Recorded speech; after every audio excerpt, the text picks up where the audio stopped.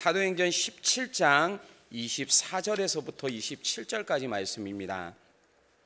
신약성경 사도행전 17장 24절에서부터 27절까지 말씀, 저와 여러분이 한 절씩 교독하도록 하겠습니다. 제가 먼저 읽겠습니다.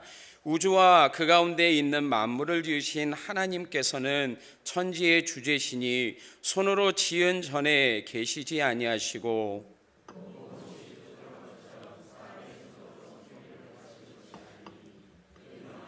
생명과 호흡과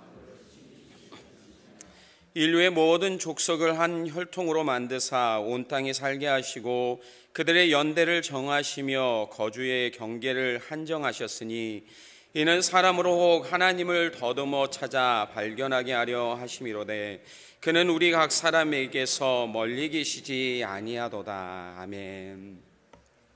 신앙생활은 하나님이 어떠한 분이신지를 온전히 아는 것에서부터 시작됩니다.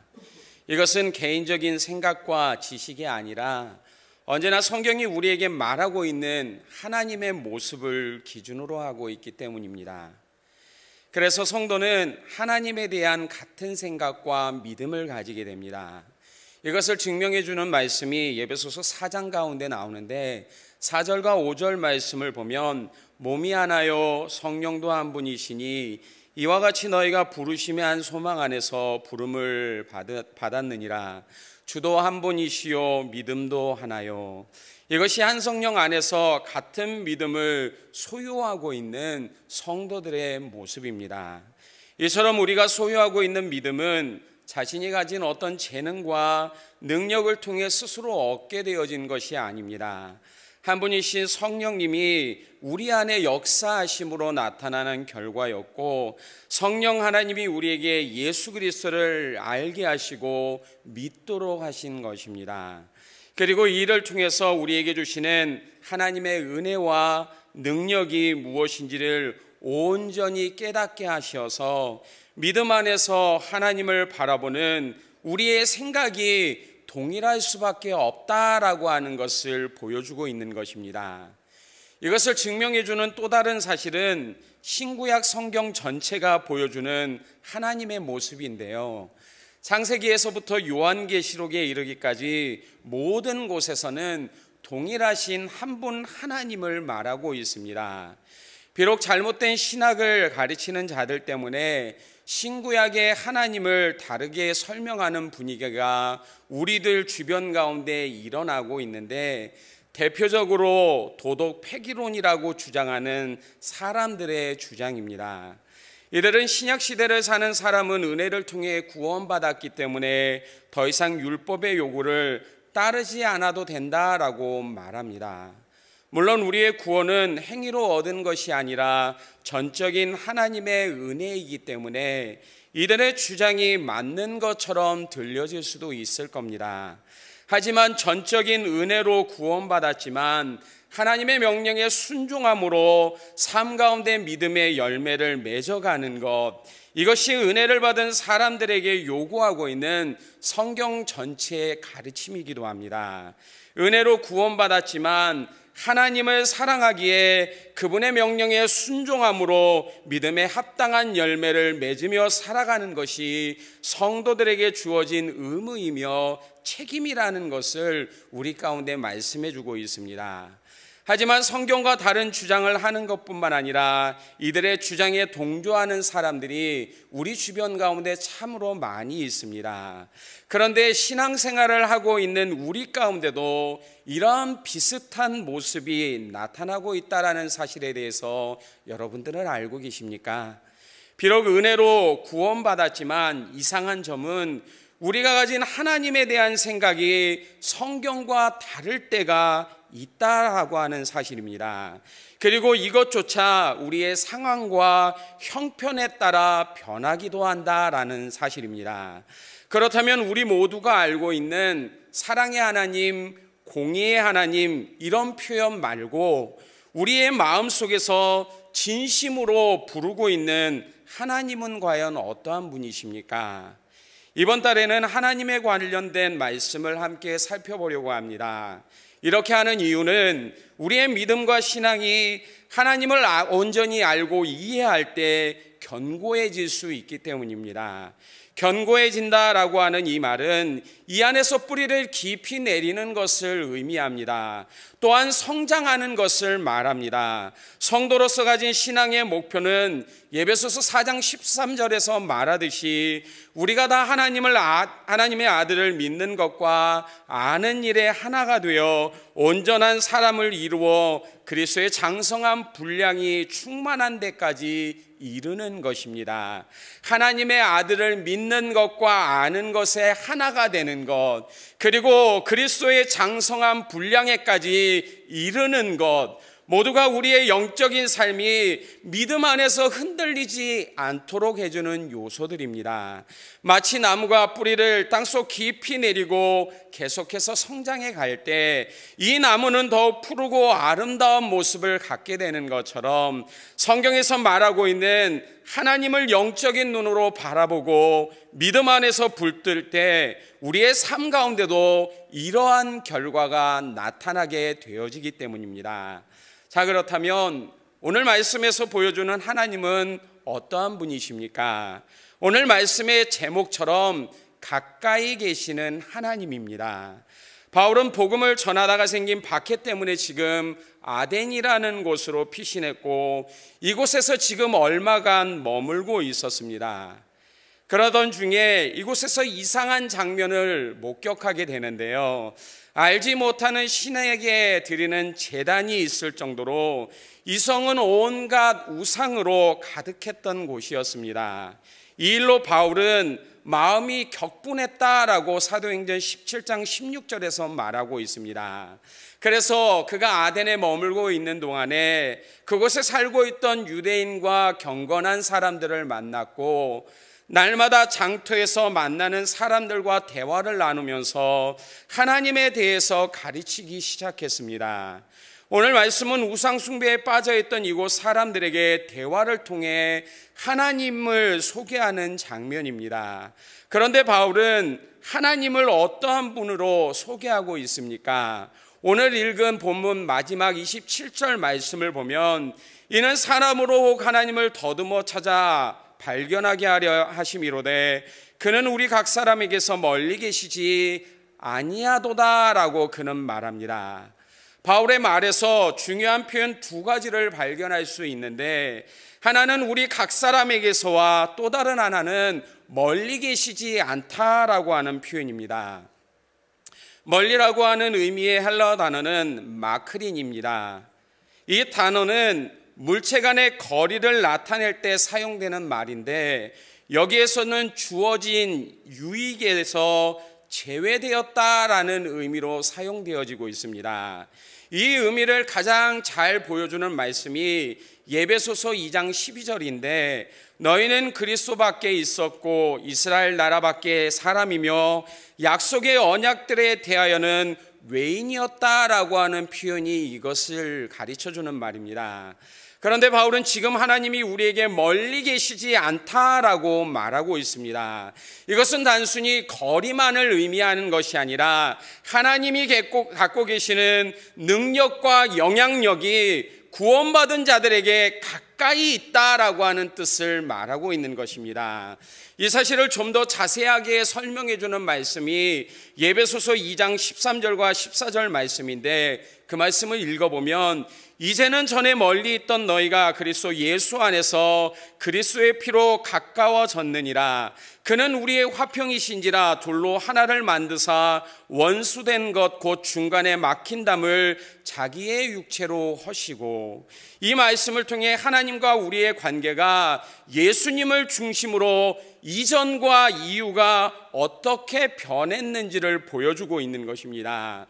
이것이 멀리 계시지 않다라고 하는 말 속에 담겨져 있는 의미이기도 합니다.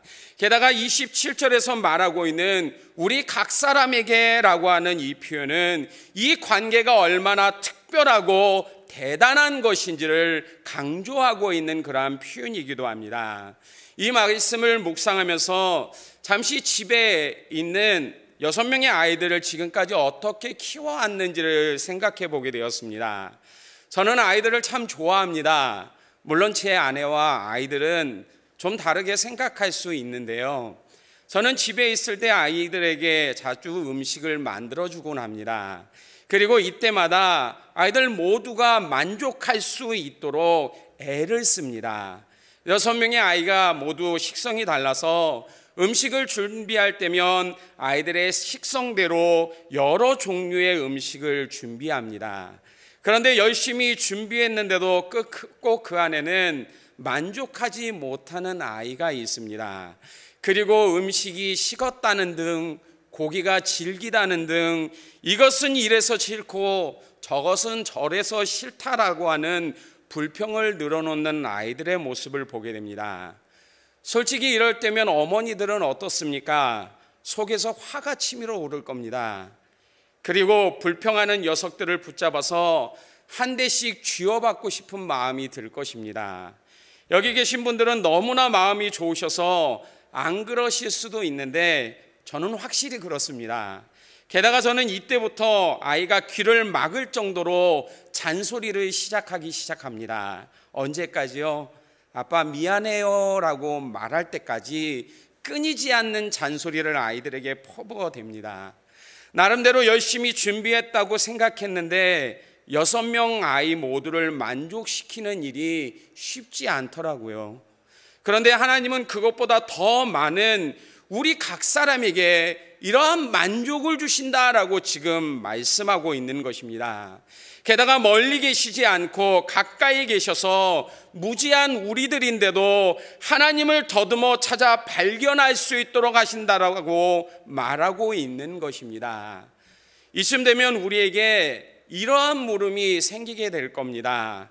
가까이 계시는 하나님이시라면, 각 사람에게 이러한 은혜를 주신다라고 말한다면 왜 나는 이러한 경험을 하지 못하고 있는 것일까?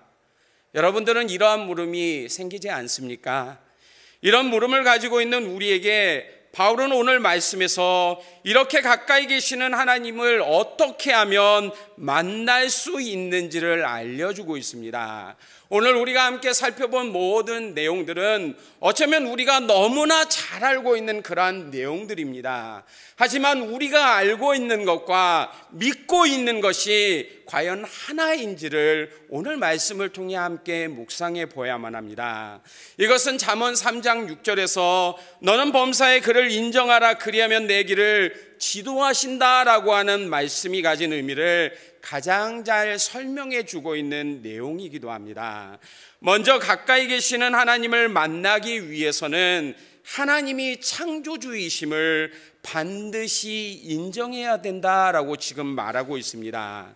24절 말씀을 보면 바울은 우주와 그 가운데 있는 만물을 지으신 하나님께서는 천지의 주제시니 손으로 지은 전에 계시지 아니하시고 라고 말하고 있습니다. 왜 바울은 아덴에 있던 사람들에게 하나님이 창조주라는 사실을 말하고 있었을까요? 특별히 천지의 주제라는 하늘과 땅의 주인이심을 나타내고 있었던 겁니까? 세상의 지식이 가진 가장 커다란 특징은 세상에는 하나님이 존재하지 않는다라고 하는 것입니다. 두려움과 공포 속에서 사람들이 만들어낸 허상일 뿐이다라고 이야기합니다. 그래서 세상이 고도로 발전해서 삶의 두려움이 점점 사라지게 될 때면 더 이상 하나님이라는 존재를 찾지 않게 되어진다라고 세상은 말합니다. 여러분들은 사람들의 이러한 주장을 어떻게 생각하십니까? 당시 철학이 발달했던 도시인 아덴에 살고 있었던 사람들은 자신이 가진 지식을 통해 모든 것을 알기를 원했습니다. 소위 신의 영역이라고 하는 것까지 말입니다. 이들은 세상이 어떻게 만들어졌는지에 대한 궁금증을 가지고 있었습니다. 그러나 결론적으로 세상은 하나님이 아니라 어떠한 힘에 의해서 자연적으로 발생된 것이다 라고 믿었습니다. 마치 현대 과학에서 우주에서 대폭발이 일어나서 행성들이 만들어졌다라고 주장하는 빅뱅 이론과도 같은 것입니다. 그런데 하나님의 존재를 부정하는 현상은 하나님이 창조주이심을 사람들이 모를 때 나타나는 모습입니다. 이러한 생각은 그분의 존재만이 아니라 필요조차 느끼지 못하도록 만들어버립니다. 이것이 가까이 계시지만 하나님을 만날 수 없는 가장 커다란 이유이기도 합니다. 우리가 그분의 지으심을 받은 피조물이라는 것과 그래서 전적으로 하나님이 필요하다라는 사실을 인식하기 전까지는 그 누구도 절대로 가까이 계시는 하나님을 만날 수 없게 됩니다. 사람을 창조하신 목적대로 날마다 그분을 찾고 만나기를 사모해야 되는데도 실제로 사람들은 그렇게 하지 않습니다. 그렇다면 이러한 사람들이 하나님을 찾을 때는 언제일까요? 자신이 감당할 수 없는 어려움을 만날 때 비로소 하나님을 찾기를 원하게 됩니다. 감당할 수 없는 어려움이란 예를 들어 이런 것입니다. 암과 같은 중병에 걸렸다든지 사업 실패로 큰 소신실을 입었다든지 살아가면서 도저히 자신이 가진 능력으로 해결할 수 없는 일을 만나게 될 때 무엇인가 자신을 도와줄 수 있는 것을 붙잡으려고 들 때 하나님을 찾게 된다라는 말입니다.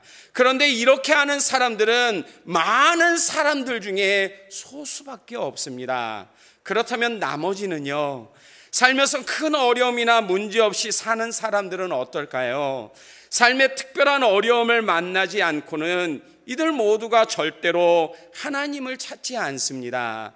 오히려 이런 자들의 삶이 마치 하나님보다 대단한 것처럼 여겨서 사람들 앞에서 자신을 드러내고 과시하려고 드는 모습을 우리 주변 가운데서 쉽게 발견할 수 있게 됩니다. 언제까지요? 죽음에 이르는 그 순간까지 사람들은 이렇게 살아가게 됩니다. 창조주 하나님을 인정하지 않고 대신 자신의 마음이 끌리는 것만을 일평생 바라보면서 살아갑니다. 이것이 우리의 본성입니다. 그래서 구원을 말할 때도 한없는 은혜라고 말하는 것이고 끝없는 하나님의 사랑이라고 우리 가운데 말하는 것입니다.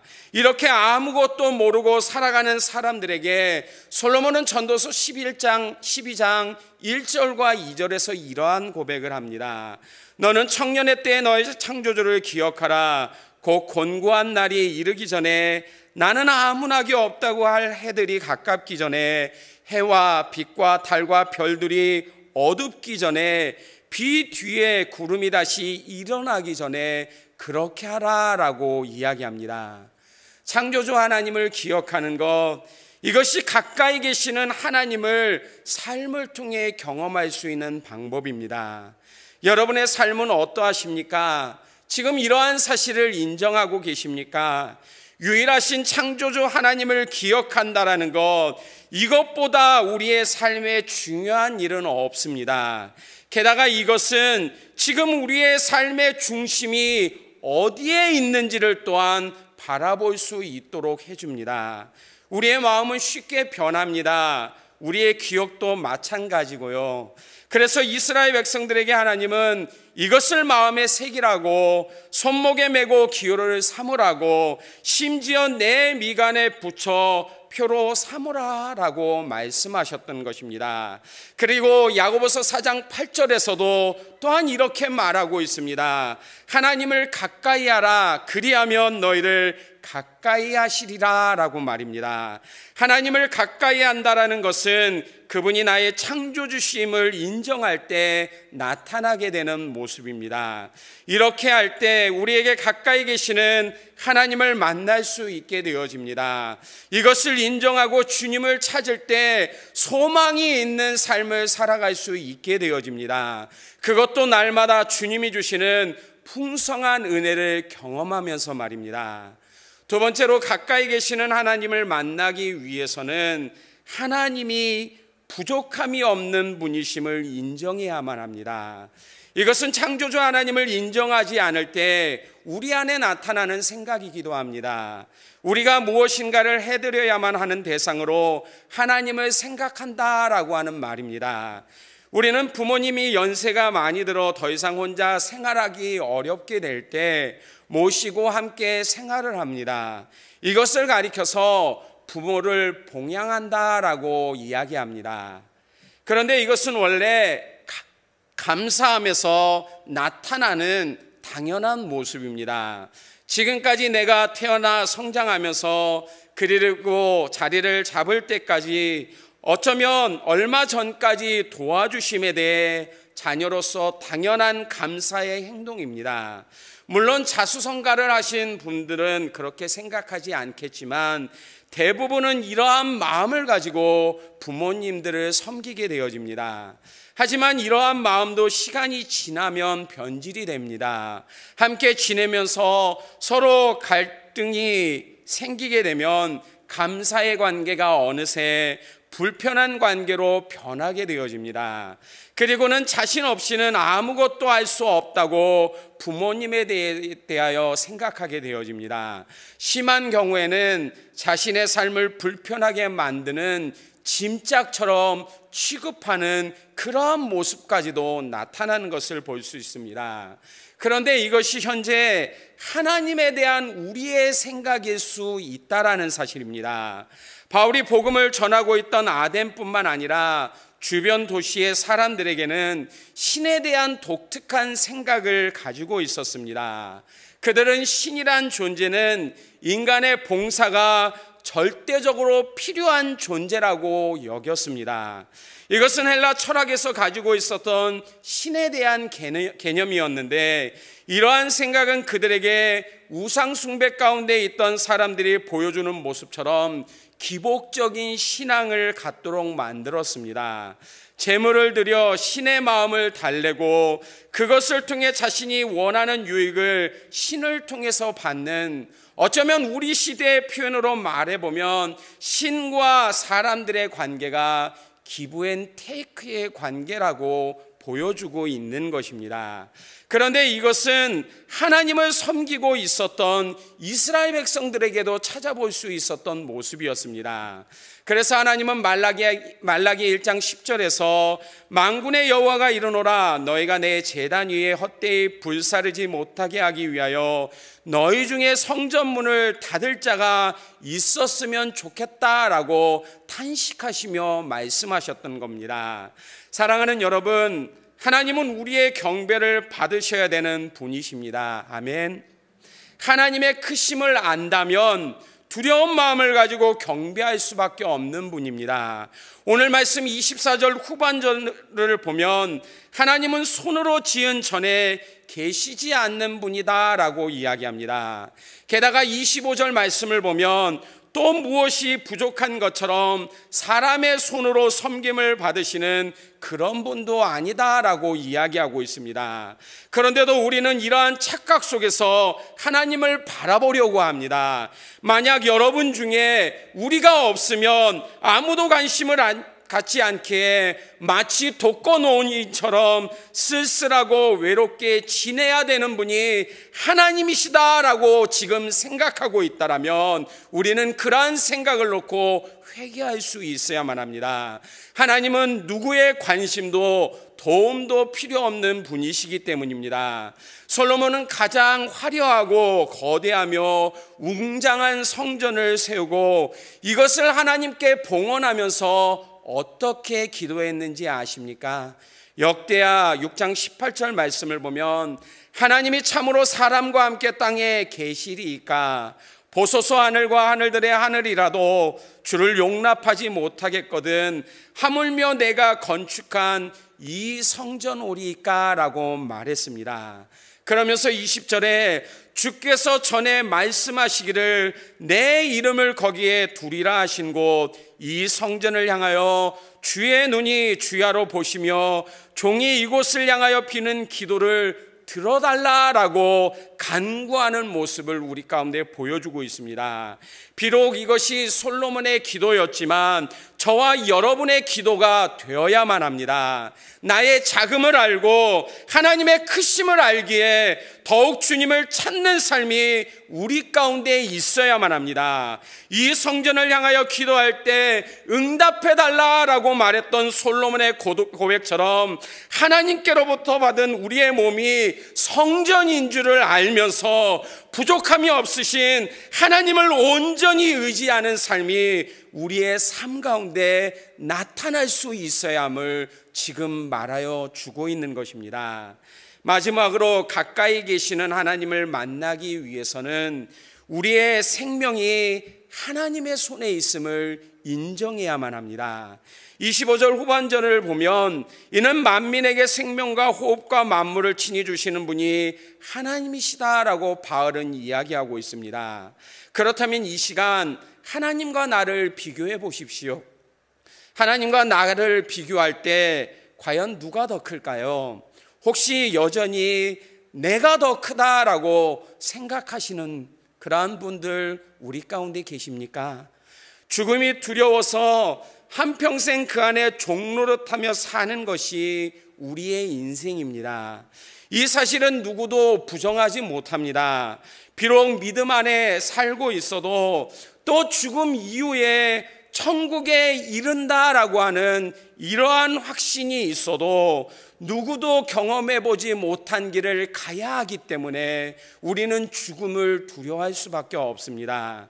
그런데 이러한 두려움을 갖고 있는 우리에게 만민에게 생명을 주시는 분이 누구시라고요? 하나님이시다라고 지금 말하고 있는 것입니다. 혹시 여러분들 중에 부디미르 부다 쇼바트라는 이름을 들어보신 분들이 있으십니까? 지금 제가 여러분들에게 욕을 하고 있는 것이 아니라 이 사람은 크로아티아 출신의 남성으로 최근에 세계 기록을 보유한 사람입니다. 그것도 가장 오랫동안 숨을 참는 대회에서 말입니다.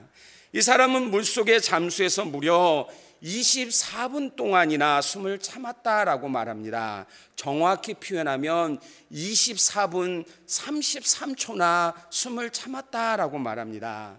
왜 이러한 기사가 뉴스에 나오는지 아십니까?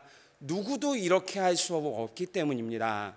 게다가 이 이상 숨을 참게 된다라고 하면 아무리 세계 기록을 보유하고 있는 이 사람조차도 더 이상 숨을 쉴 수 없게 되어집니다. 이것이 우리의 육체가 갖고 있는 한계입니다.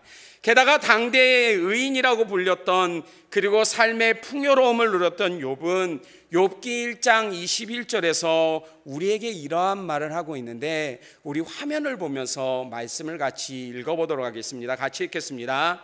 이르되 내가 모태에서 알몸으로 나왔사온즉 또한 알몸이 그리로 돌아가올지라 주시니도 여호와시오 거룩하시니도 여호와시오니 여호와의 이름이 찬송을 받으실지이다. 아멘. 비록 자신이 많은 것을 지금 누리고 있었지만 이 모든 것이 하나님을 통해 왔다라고 욥은 지금 우리 가운데 말하고 있는 것입니다. 이것은 지금도 우리에게 모든 것을 주시고 채우시는 분이 하나님이심을 가르쳐주고 있습니다. 게다가 이 말씀은 하나님이 우리의 삶 가운데 얼마나 가까이 계시는 분인지를 보여주고 있습니다. 하나님은 우리의 필요를 잘 알고 계시기에 때를 따라 돕는 은혜를 베풀어 주십니다. 게다가 가까이 계시기에 말씀을 통해 우리를 위로하시는 것뿐만 아니라 격려하심으로 다시금 샘을 얻고 믿음의 삶을 살아갈 수 있도록 해주십니다. 이것을 경험했던 시편 기자는 시편 119편 50절에서 이 말씀은 나의 고난 중의 위로라 주의 말씀이 나를 살리셨다라고 이야기하고 있습니다. 그런데도 우리가 이 모든 사실을 온전히 깨닫고 인정하고 있지 못하기에 여전히 하나님은 가까이 계시는데도 삶 속에서 그분을 만나지 못하게 되는 겁니다. 그렇다면 이러한 상황 가운데 하나님이 나를 사랑하지 않아 라고 말해서는 안 됩니다. 나에게 관심이 없어서 응답하지 않는 거라고 단정 짓지 마십시오. 대신 이러한 생각이 우리의 마음 가운데 들 때 오히려 나는 하나님이 창조주이심을 확신하고 믿고 있는가를 다시금 점검해 보아야만 합니다. 부족함이 없는 하나님이 나의 삶을 채워주시고 심지어 그분 안에 있을 때 참 생명을 누릴 수 있다라고 하는 이런 확신을 갖고 날마다 하나님을 바라보고 있는지를 묵상해 보아야만 합니다. 만약 이것이 없다면 우리는 절대로 삶에서 하나님을 찾으려고 들지 않을 겁니다. 여전히 내 힘으로 할 수 있다라고 생각하기에 다른 사람의 간섭이 귀찮은 것처럼 하나님 또한 그런 분으로 생각하며 삶을 살아가게 되어진다라는 사실입니다. 게다가 이러한 생각들은 하나님과 깊은 교제를 나눌 수 없도록 만든 장애물이 되어집니다. 그런데도 이것이 지금 우리의 마음에 자리 잡도록 그냥 내버려 두고 계신다면 가까이 계시는 하나님을 경험하기 위해서라도 이러한 마음이 내 마음 가운데 자리 잡지 못하도록 막는 일을 우리는 성령 가운데서 행해야만 합니다. 사랑하는 성도 여러분, 절대로 내 마음과 생각이 이렇게 되도록 내버려 두지 마십시오. 대신 빌립보서 2장 11절에서 말씀하는 것처럼 모든 입으로 예수 그리스도를 주라 시인하면서 하나님께 영광을 돌리는 그러한 삶을 살아갈 수 있는 복된 우리가 되어지기를 바랍니다. 그리고 이것을 통해 나와 가까이 계시는 하나님을 만날 수 있는 은혜가 있기를 소망합니다. 그분이 주시는 은혜와 능력을 경험할 수 있기를 원합니다. 이것을 통해 삶의 기쁨이 회복되어지고 날마다 믿음의 선한 싸움을 온전히 싸워나갈 수 있는 저와 여러분이 될 수 있기를 바랍니다. 또한 혹시 주변에 하나님을 만나고 싶은데도 만날 수 없어서 애태우고 있는 분들이 있거나 아신다라면 그들이 가까이 계시는 하나님을 만날 수 있도록 오늘 말씀에 담겨진 이 방법들을 가르쳐 줄 수 있는 여러분들이 되어지기를 바랍니다. 이러한 삶을 통해 우리의 교회가 날마다 하나님의 임재로 가득해지기를 원합니다.